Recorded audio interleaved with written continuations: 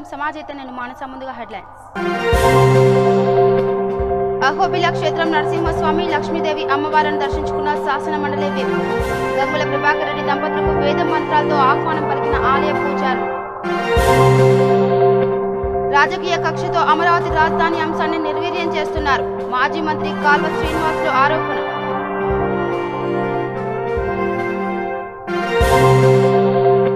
గార్లదిన్నె మండలంలో పర్యటించిన సిపిఐ రాష్ట్ర కార్యదర్శి. పంట నష్టపోయిన రైతులను ప్రభుత్వం ఆదుకోవాలని డిమాండ్ చేసిన రామకృష్ణ.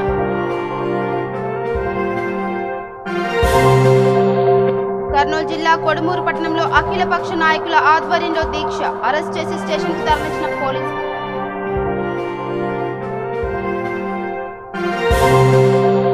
విజయనగరం జిల్లాలో అక్రమ బియ్యాన్ని పట్టుకున్న పోలీసులు. 9 టన్నుల బియ్యం స్వాధీనం.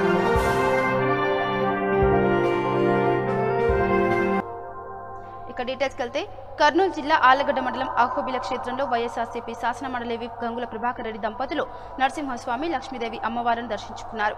ఆలయ పూజారులు వేద మంత్రాలతో ఆహ్వానం పలికారు. ఈ కార్యక్రమంలో ఆలయ ఈవో మల్లికార్జున ప్రసాద్, ఆలయ కమిటీ సభ్యులు వెంకట సుబ్బయ్య, నరసింహ ప్రసాద్, రామచంద్రుడు, సిఐ సుదర్శన్ ప్రసాద్, ఆలయ సిబ్బంది, పార్టీ కార్యకర్తలు తదితరులు పాల్గొన్నారు.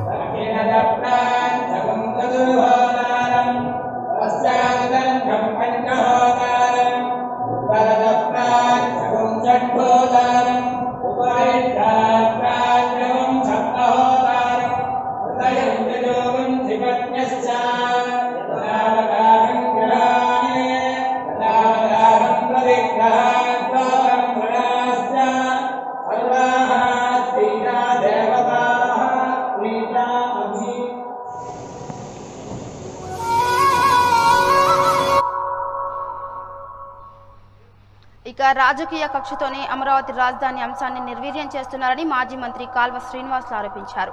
ప్రభుత్వ నిధులు కేటాయించకపోయినా సర్కారు కార్యక్రమాలు కొనసాగుతున్న అమరావతి కాదని వేరే ప్రాంతంలో పరిపాలన తరలించడంపై అభ్యంతరం వ్యక్తం చేశారు.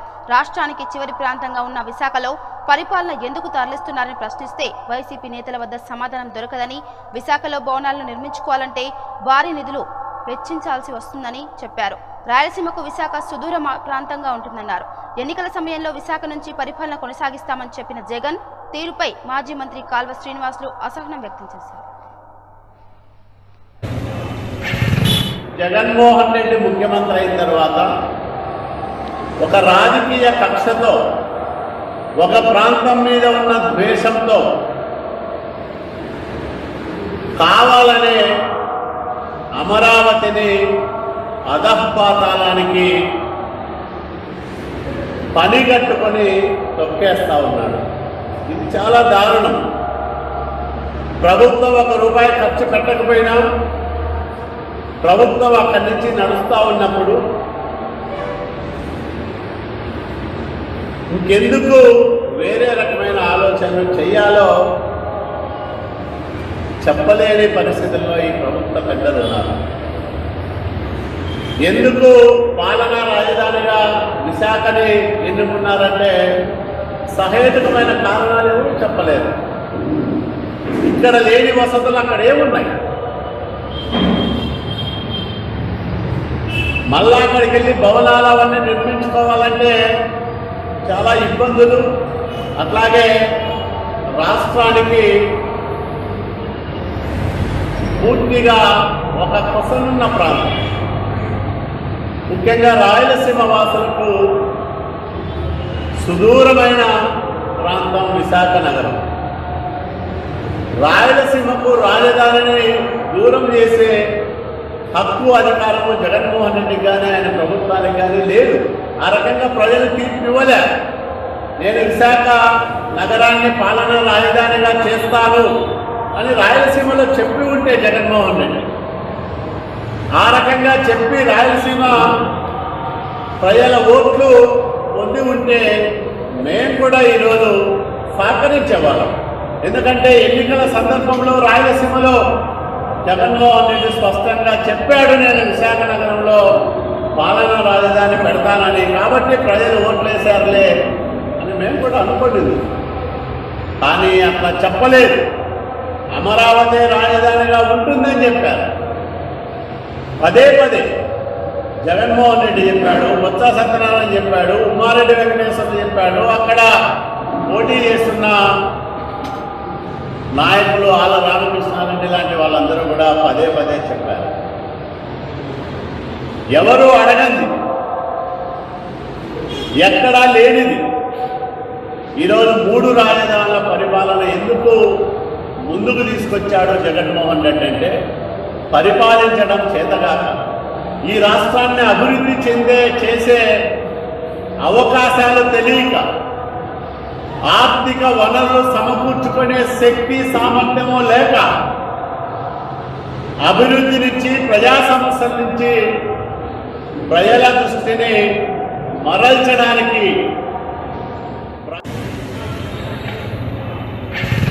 జగన్మోహన్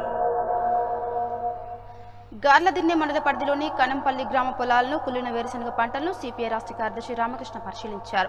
అనంతరం ఆయన మీడియాతో మాట్లాడుతూ అనంతపురం జిల్లాలో వర్షాధారం కింద పండించే ముఖ్యమైన పంట వేరుశనగ పంట అని తెలిపారు. కానీ భారీ వర్షాల వల్ల పంట నీట మునిగి ఎకరాకు 2 బస్తాలు కూడా రాని పరిస్థితి నెలకొందన్నారు. రైతులను కాపాడుకోవాల్సిన బాధ్యత ప్రభుత్వాలపైన ఉందని, రైతును ఆదుకోలేకపోతే ఆత్మహత్యల శరణ్యమన్నారు. రాష్ట్ర ప్రభుత్వం తక్షణమే రైతులకు నష్టపరిహారం అందించి ఆదుకోవాలన్నారు. ఈ కార్యక్రమంలో సింగళమల మండల సహాయ కార్యదర్శి తరిమిల రామాంజనేయులు, రైతులు తదితరులు పాల్గొన్నారు.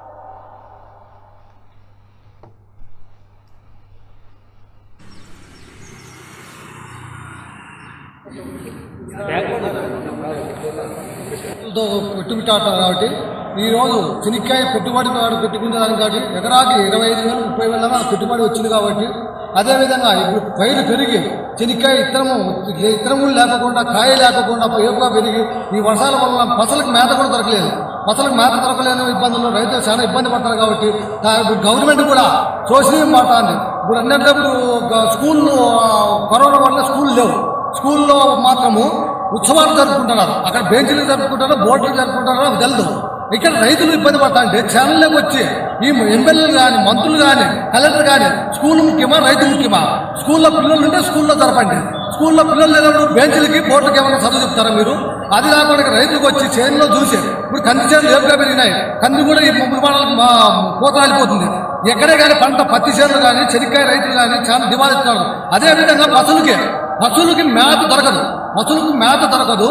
లాస్ట్కి ఏమవుతుందంటే పశువులకి మేత లేకపోకుండా ఆవులు ఇచ్చే పాలు కూడా 20 రూపాయలతో పాలు తీసుకుంటారు. 20 రూపాయలతో పాలు తీసుకున్నప్పుడు అప్పుడు ఏం చెప్పినారు? గవర్నమెంట్ మేము వస్తారు పాలు డైరీ మేమే పెడతాము, 50 రూపాయలు లీటర్ పెడతామన్నారు. కాబట్టి ఆ లీటర్ పాలు కూడా 20 రూపాయలు అమ్ముకున్నారు. అసలు మేత లేదు, సబ్సిడీలు లేవు. రైతుకి ఏమున్నాడంటే ఆత్మహత్యలు ఏముందంటే లాస్ట్ చచ్చిపోయే స్థితికి వచ్చినాడు. ఎక్కడైనా కానీ చెనిక్కాయ ఆడించుకోవాలనుకుంటే ఎకరాకు 4,000 రూపాయలు 5,000 రూపాయలు అడుగుతాడు. 5 ఎకరాలు చెనిక్కాయ ఆడాలంటే 20,000 అవుతాను. 20,000 రూపాయలు 20,000 రూపాయలు కూడా 5 ఎకరాలకి 23 కాదు 13 చెనిక్కాయ అవుతాయి. ఎకరాకు 2 మూటలు అవుతాడు.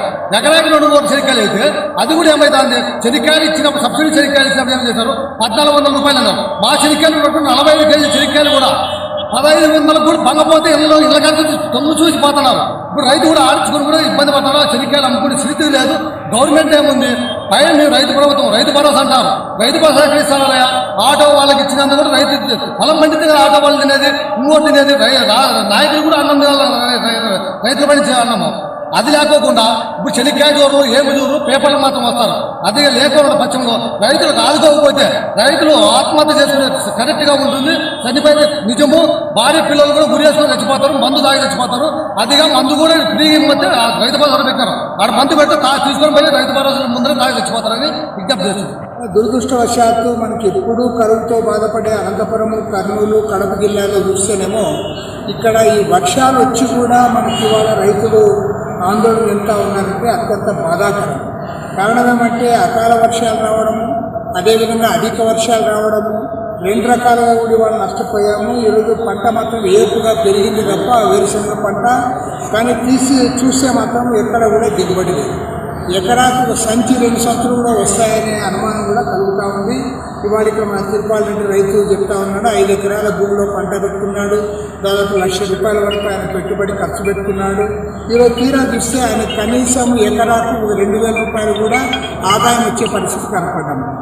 అంతేగా దానికంటే బాధాకరం అంటే ఇవాళ ఇంతవరకు దీని పశుగ్రాసం కింద పశువులకు ఉపయోగపడతాయి అనుకుంటే ఆ పశుగ్రాసం కూడా కుళ్ళిపోయింది కాబట్టి అది కూడా పశువులు తినవు, పశువులు తింటే వాటికి రోగాలు వస్తాయనే ఒక పరిస్థితి కనపడతా ఉందంటే అత్యంత బాధాకరమైన విషయము. ఈ విషయం పైన నేను ముఖ్యమంత్రి గారికి విజ్ఞప్తి చేస్తాను.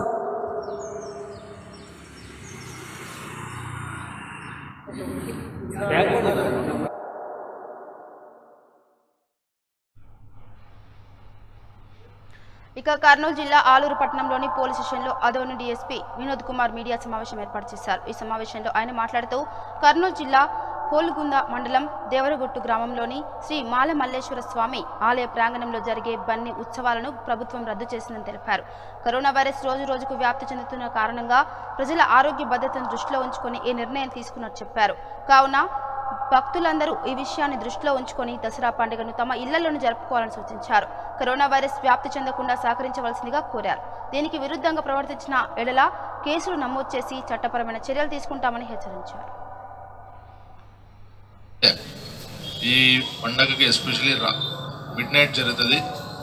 రాత్రి అంతా దాదాపుగా 1,00,000 మంది గ్యాదర్ అయ్యేటువంటి పరిస్థితి ఉంది. ఇక్కడ గతంలో చాలా అటువంటి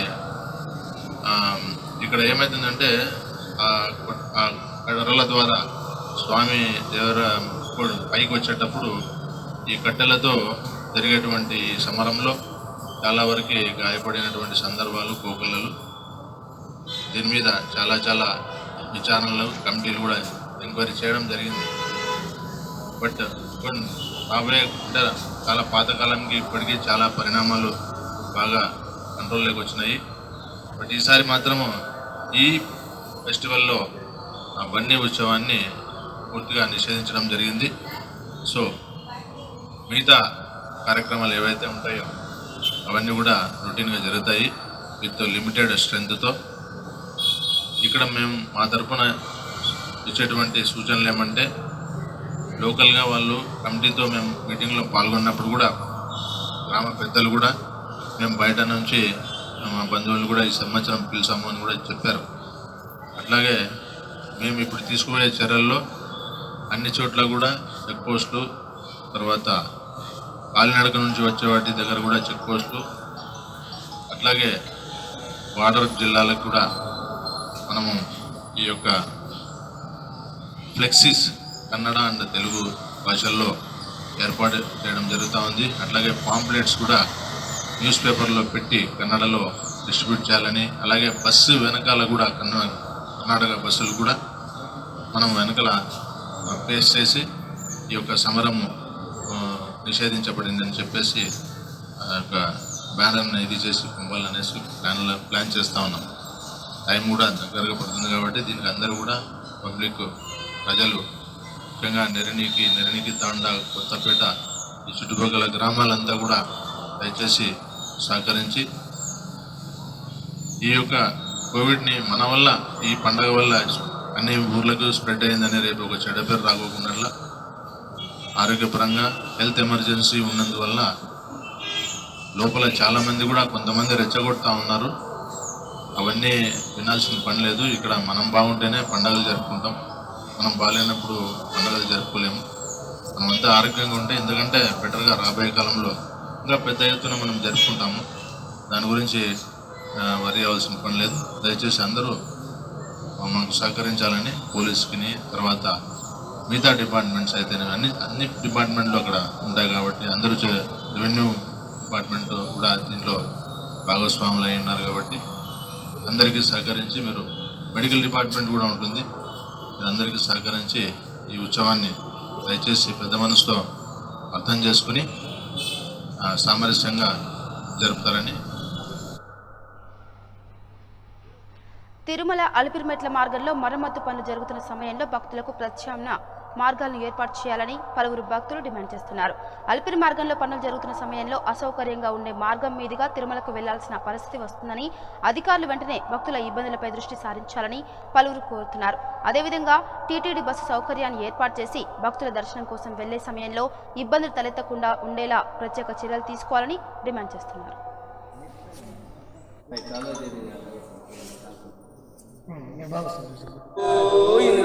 ఏడుకొండలవాడ వెంకటరమణ గోవింద గోవింద ఏడుకొండలవాడ వెంకటరమణ. ఓం నమో వెంకటేశాయ. ఈరోజు తిరుమల తిరుపతి దేవస్థానం పాలక మండలి సభ్యులు కానివ్వండి, అనేక వేల మంది పనిచేస్తున్న సిబ్బంది కానివ్వండి, భక్తులకు సౌకర్యాలు ఏర్పాటు చేయడంలో పూర్తిగా అశ్రద్ధ వహిస్తున్నారు. దానికి ఉదాహరణే అలిపిరి మార్గంలో మరమ్మతుల పేరుతో దారినంతా కూడా కొట్టేస్తే అదే మార్గంలో పక్కన అడవిలో పోవాల్సిన దుస్థితి ఈరోజు భక్తులకు ఏర్పడుతుంది. కావున వెంటనే టీటీడీ వారు, టీటీడీ పాలక మండలి సభ్యులు స్పందించి అక్కడికి వచ్చిన నడకదారిన పోయే భక్తులందరినీ కూడా శ్రీవారి ధర్మరథం బస్సుల్లో శ్రీవారి మెట్టు మార్గం గుండా తరలించి ఈ మార్గాన్ని తెరిచి వెంటనే ఈ మార్గం తెరిచి ఈ మార్గంలో పంపాలి. తిరుమల తిరుపతి సంరక్షణ సమితి అదేవిధంగా భక్తులకు రోజుకి 10,000 టికెట్లు 300 రూపాయల టికెట్లు మాత్రమే వస్తున్నాయి. ఫ్రీగా టికెట్లు కూడా ఒక 5,000 టికెట్లని ఆన్లైన్లో పెట్టాలని డిమాండ్ చేస్తున్నాం. అక్టోబర్ 13వ తేదీన జరిగే చెలో నన్నయ్య కార్యక్రమాన్ని జయప్రదం చేయాలని ఎస్ఎఫ్ఐ రాష్ట్ర సహాయ కార్యదర్శి ప్రసన్న కుమార్ విద్యార్థులకు పిలుపునిచ్చారు. ఏలూరులోని స్థానిక సంఘం కార్యాలయంలో జరిగిన మీడియా సమావేశంలో ఆయన మాట్లాడుతూ కరోనా విజృంభిస్తున్న వేళ పరీక్షలు రద్దు చేసి విద్యార్థులను పై తరగతులకు ప్రమోట్ చేస్తామని రాష్ట్ర విద్యాశాఖ మంత్రి ఆదిమూలపు సురేష్ ప్రకటించారని, కానీ 6 నెలల తర్వాత విద్యార్థులకు పరీక్ష నిర్వహిస్తామని యూనివర్సిటీలు నోటీసులు జారీ చేయడం చాలా బాధాకరమన్నారు. విద్యార్థులు ప్రమోట్ అయ్యారని కళాశాల వారిపై పై తరగతుల పాఠాలు చెప్తున్నారని, ఈ తరుణంలో పరీక్ష నిర్వహిస్తే విద్యార్థులు అయోమయానికి గురవుతారని తెలిపారు. దీనికి నిరసనగా అక్టోబర్ 13వ తేదీన చెలో నన్నయ్య కార్యక్రమానికి పిలుపునిచ్చామని తెలిపారు.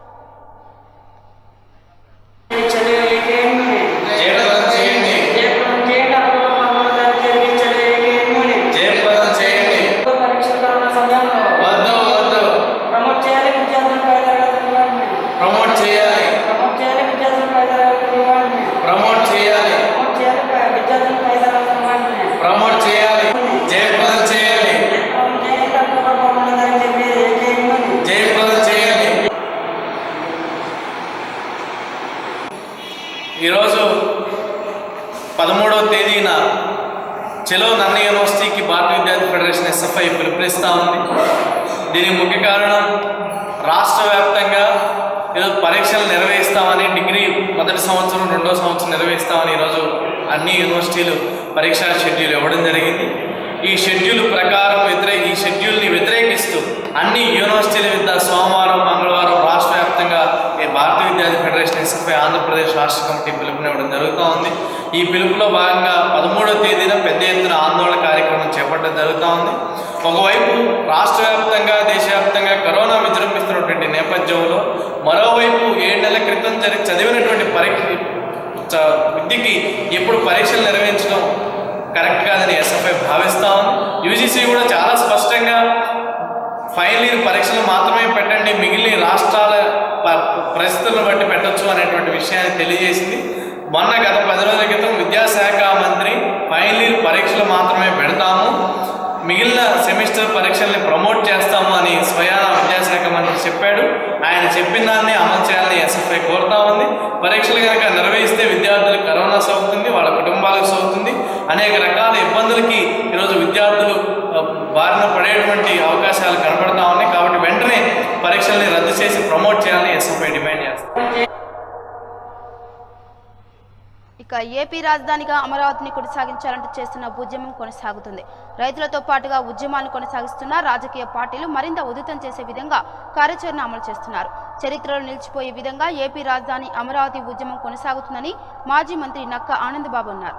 గత ప్రభుత్వ హయాంలో అన్ని ప్రాంతాల ప్రజలకు ఆమోదయోగ్యంగా ఉండేలా అమరావతి ప్రాంతాన్ని రాజధానిగా ఎంపిక చేసి రైతాంగం నుంచి ల్యాండ్ పూలింగ్ విధానంతో వేలాది ఎకరాల భూమిని సేకరించడం జరిగిందని చెప్పారు. అప్పటి ప్రభుత్వ నిర్ణయాన్ని వైసీపీ, బీజేపీ కూడా మద్దతిచ్చారని, గుర్తు చేసిన ఆయన ఇప్పుడు అధికారంలోకి వచ్చిన వైసీపీ 3 రాజధానుల పేరుతో ప్రజలను మోసం చేస్తున్నారని ఆరోపించారు. మోసపూరిత వాగ్దానాలతో అధికారంలోకి వచ్చి రాష్ట్రాన్ని అధోగతి పాలు చేస్తున్నారని దుయ్యబట్టారు.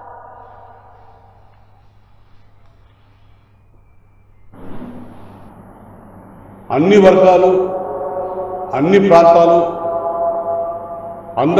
ప్రజలందరికీ సమాన దూరంలో ఉన్నటువంటి అమరావతి ప్రాంతాన్ని రాజధానిగా ఎంపిక చేసి రైతాంగం నుంచి భూములన్నీ కూడా సమీకరించి ల్యాండ్ పూలింగ్ విధానంలో ప్రభుత్వానికి పైసా ఖర్చు లేకుండా రైతాంగానికి కూడా మేలు జరిగే విధంగా ఒక విధానాన్ని తీసుకొచ్చి ల్యాండ్ పూలింగ్ చేసి అక్కడ రాజధాని నిర్మాణానికి శ్రీకారం చుట్టడం జరిగింది. ఆ రోజు అపోజిషన్లో ఉన్నటువంటి జగన్మోహన్ రెడ్డి కానీ, మాతో అధికారంలో ఉన్నటువంటి బీజేపీ కానీ అందరూ కూడా మనస్ఫూర్తిగా స్వాగతించారు. ఇవాళ ముఖ్యమంత్రిగా ఉన్నటువంటి జగన్మోహన్ రెడ్డి రాజధాని నిర్మాణం చేయాలంటే కనీసం 30,000 ఎకరాలు కావాలి, విజయవాడ ప్రాంతంలో రాజధానికి మేము పూర్తిగా అనుకూలం అని కూడా చెప్పిన మన సంగతి అందరికీ తెలుసు. అదే మాట మీద ఎలక్షన్కి వెళ్ళారు. 151 సీట్లు ఇచ్చారు ప్రజలు. కావాలి జగన్, రావాలి జగన్ అని చెప్పి మోసపూరిత వాగ్దానాలు చేసి మోసం చేసి ప్రజల నుంచి ఓట్లు దండుకొని ఇవాళ సీట్లు రాగానే ప్రజలకి ఇవాళ ఇబ్బందులు సృష్టించి రాష్ట్రం మొత్తాన్ని కూడా ఇవాళ దగా చేసిన ప్రభుత్వం ఏదైనా ఉందంటే జగన్మోహన్ రెడ్డి ప్రభుత్వం. ఇలా రాజధాని ముక్కలు చేసే ఆలోచన, అదేమంటే వికేంద్రీకరణ అంటా ఉన్నాడు. అభివృద్ధి వికేంద్రీకరణ చేయాలి కానీ రాజధాని వికేంద్రీకరణ కాదు ప్రజలు కోరుకునేది. అభివృద్ధి వికేంద్రీకరణకి ఆల్రెడీ మా ప్రభుత్వం ఆ రోజే శ్రీకారం చుట్టింది. 13 జిల్లాల అభివృద్ధికి కూడా జిల్లాకు ఒక అభివృద్ధి ప్రణాళికను తీసుకొని రకరకాల ప్రాజెక్టులు ఏ జిల్లాకు ఆ జిల్లాకు అనుకూలంగా ఉండేటువంటి ప్రాజెక్టులు చేపట్టి అన్ని కూడా ముందుకెళ్తా ఉన్నాయి. ప్రతి జిల్లాలో కూడా 20-30% ఆ ప్రాజెక్టులు టేకప్ చేసి ముందుకు తీసుకెళ్ళాం. కానీ మీకు తెలుసు, విశాఖపట్నాన్ని ఆ రోజునే ఫార్మా హబ్గా, ఎలక్ట్రానిక్ హబ్గా తీర్చిదిద్దేదానికి ఆ రోజు శ్రీకారం చుట్టి సిఐఐ సమ్మిట్లు 3 సార్లు విశాఖపట్నంలో జరిపి దాదాపు 6 లక్షల కోట్ల పెట్టుబడులు ఈ రాష్ట్రంలో తీసుకొచ్చాం. 5 లక్షల పైచిలకు నిరుద్యోగులకి ఉపాధి 298 రోజులు అవుతా ఉంది. ఎల్లుండికి 300 రోజులు ఉద్యమం పూర్తి చేసుకోబోతా ఉంది. విశాఖపట్నం జిల్లా అరకువేలి మండలంలో మన పరిశుభ్రత కార్యక్రమం నిర్వహించారు. ఎంపీడీఓ ఆఫీస్ నుంచి ర్యాలీ ద్వారా ప్రజలకు అవగాహన తెలుపుతూ ర్యాలీ జరిపారు. జాతీయ ఉపాధి హామీ పథకం వారు గ్రామ సచివాలయం, పారిశుద్ధ కార్మికులకు స్వచ్ఛందంగా నిత్యావసర సరుకులు పంపిణీ చేశారు. ఈ కార్యక్రమంలో Araku MLA Chetti, NRGS APD Bhagyarao, MPDO APO Satyanarayana, EC Nageswararao పాల్గొన్నారు.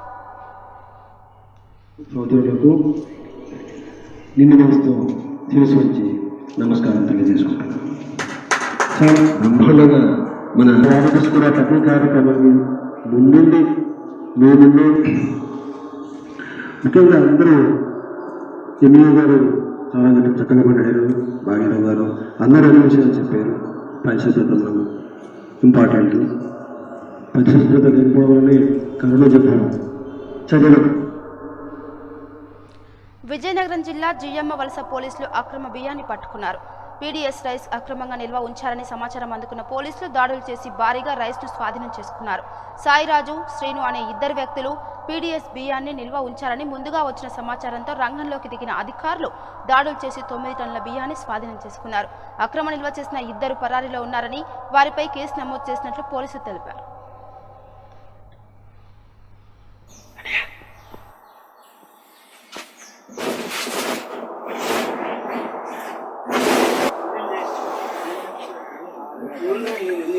सर अल्लाह पुरके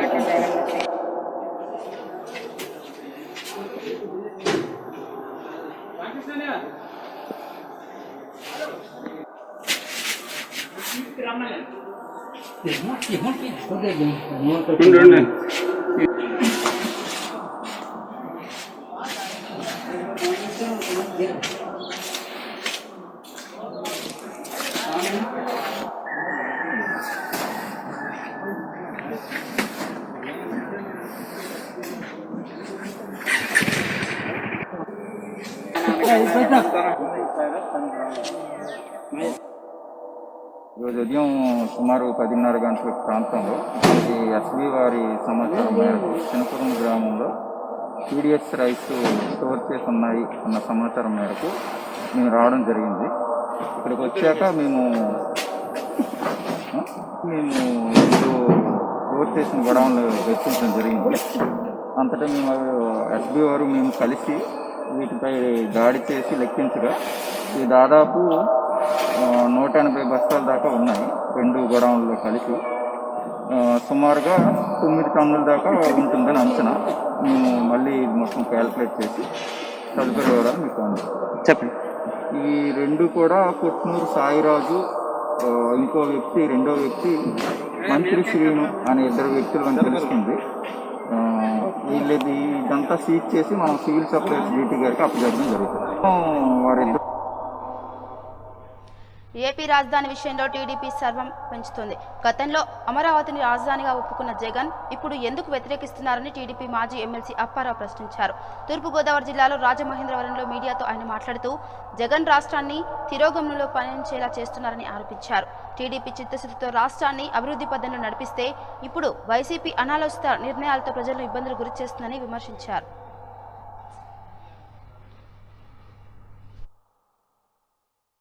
భారతదేశంలో ఏదైనా రాజధాని లేనటువంటి రాష్ట్రం ఏదైనా ఉందంటే ఒక ఆంధ్రప్రదేశ్ కానీ అందరికీ చెప్పడం కూడా జరిగింది.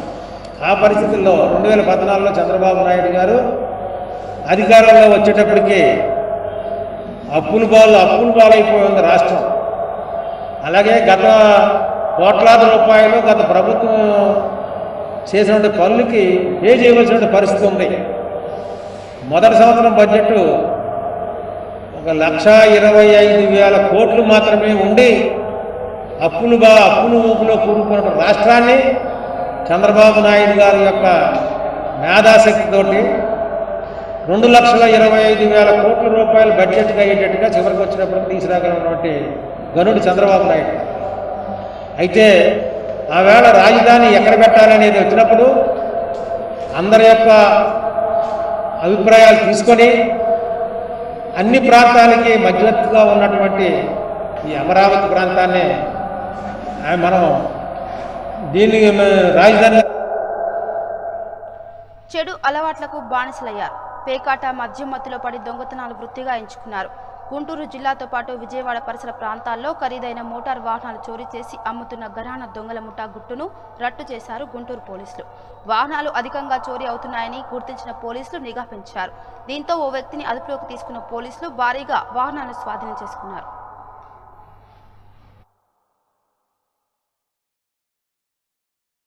ఇన్స్పెక్టర్ గారు తన టీం తోటి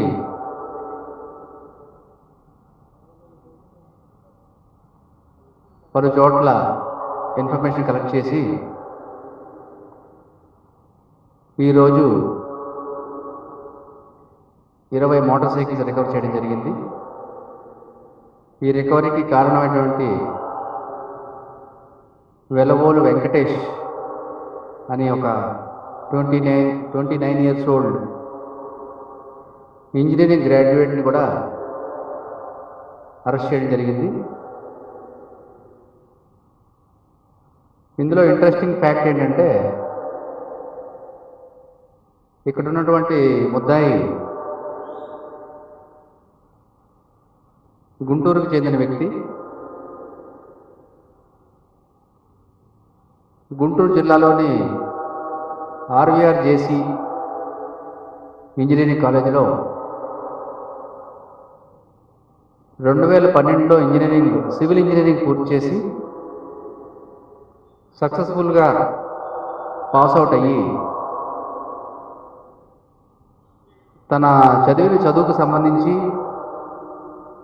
ఉద్యోగం కూడా చేసి ఒరిస్సాలో, పూణేలో మరియు నల్గొండలో కూడా దాదాపు 5-6 సంవత్సరాలు ఉద్యోగం చేసి ఉద్యోగం చేస్తున్నప్పుడే నగరంపాలెం పోలీస్ స్టేషన్లో ఒక 420 కేసులో కూడా ఇన్వాల్వ్ అవ్వడం జరిగింది 2017లో. ఆ కేసు ఏంటంటే రాజీవ్ గృహకల్ప ఫ్లాట్స్ విషయంలో నేను ఏర్పాటు చేస్తానని చెప్పి కొంతమందిని మోసపూరితమైన మాటలు చెప్పి వాళ్ళ దగ్గర డబ్బులు తీసుకోవడం జరిగింది. దానిలో భాగంగా ఇతను అరెస్ట్ అయ్యాడు. ఆ కేసులో బెయిల్పై బయటకు వచ్చాడు. బెయిల్పై బయటకు వచ్చిన తర్వాత స్థానికంగా ఉన్నటువంటి ఒక కన్స్ట్రక్షన్ సంస్థలో కూడా పనిచేసి దాని నుంచి కూడా ఈ 2020 ఫిబ్రవరిలో బయటకు రావడం జరిగింది.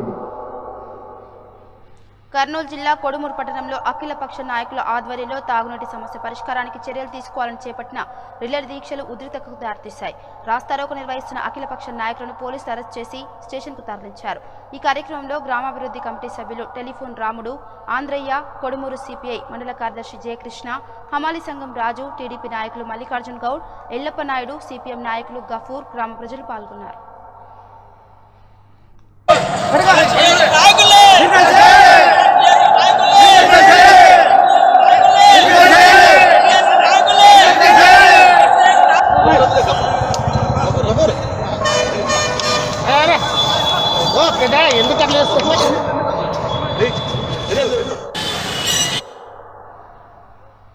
బులెటిన్ ముగించే ముందు హెడ్లైన్స్ మరోసారి.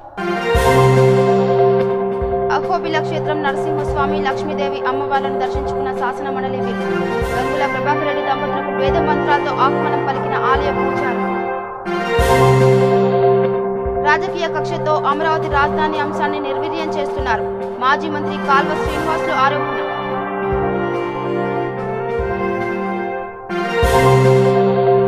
గార్లదిన్నె మండలంలో పర్యటించిన సిపిఐ రాష్ట్ర కార్యదర్శి.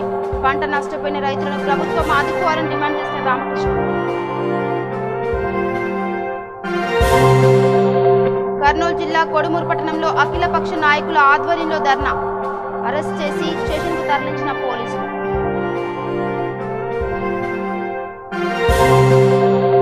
విజయనగరం జిల్లాలో అక్రమ బియ్యాన్ని పట్టుకున్న పోలీసులు. 9 టన్నుల బియ్యం స్వాధీనం.